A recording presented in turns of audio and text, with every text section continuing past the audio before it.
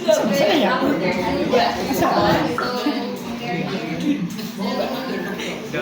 a role play. It's all about family relationship.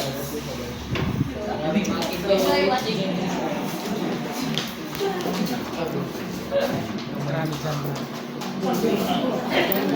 Iwan sila.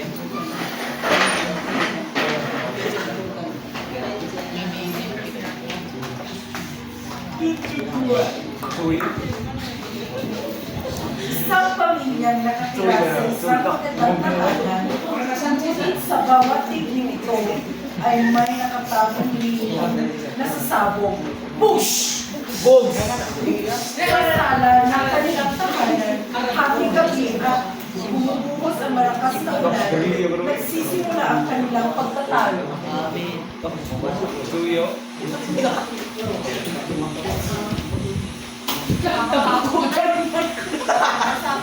Ana! Bakit kami mag-uwi? May natalo kami sa bed? O panay! Ano sa tingin mo sa akin, bata?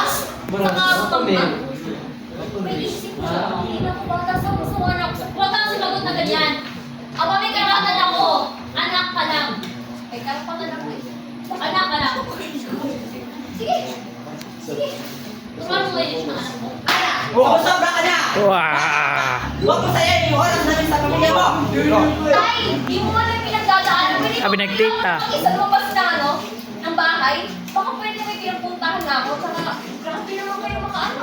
Tumahimik ka na. Pasok ka sa kanya mo. Hindi.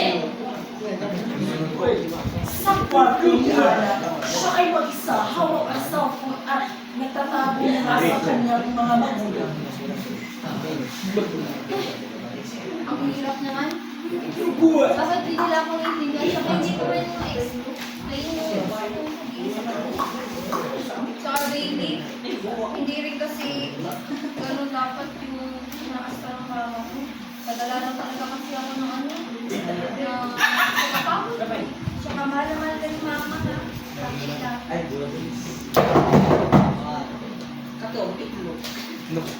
Sino na ba yung kausap mo? Aba ma, grabe ka naman. Hindi naman ako bata para pagpunta mo sa'yo dito. Hindi mo pwede naman memories na ako. Sabi para sa amin perfect. Kaya na tayo. Kinabukasan, magkasama silang kumakain sa hapag. Ngunit imbes sa katahimikan, malamig na hangin ang bumabalot sa mesa. Ana! Baka kung sino-sino naman yung kinakausap mo ha, huwag kang magtatago! Malandi! Tay! Hindi pa nga tayo nakakain ng umaga, tapos ganyan ka naman. Ang grabe naman.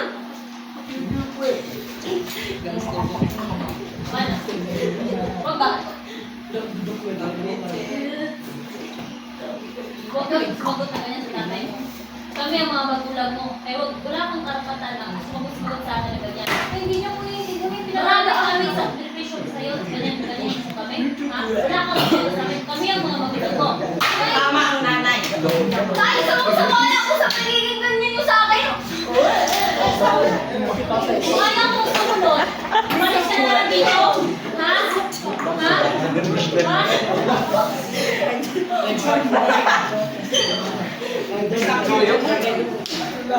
Alam. Dali natin siya sa ospital, mahal!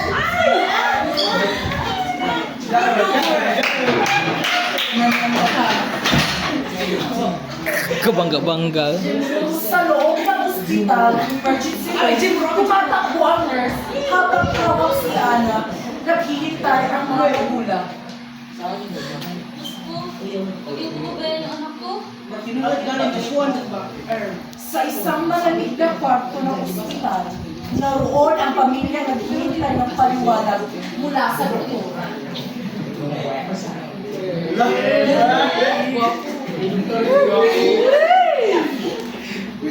Okay lang, grabe.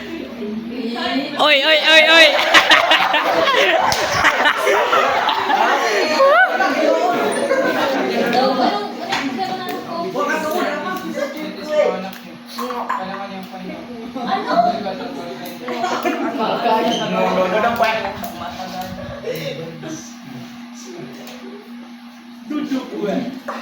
Tay, pasensya na po. Sana sabihin sa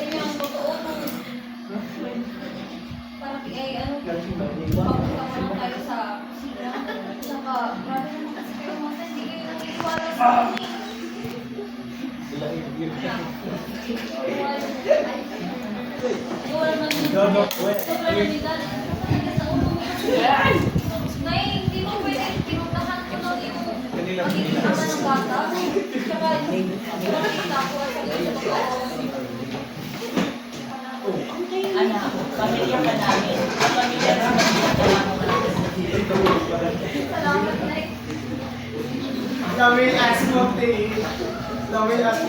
At sa huli, sa ospital kung saan nasagayan ang luha, natutunan nila magpatawad at tanggapin ang bagong sakit ng mga pamilya. Mga kabataan, tandaan natin ang pamilya ay hindi kaaway, kundi sandigan kung may problema.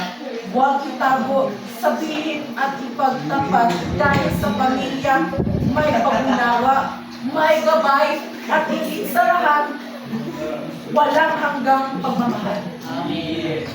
Rated SPJ. Strict kong tatlong kaya gabay ng mga magulang. Ay kailangan.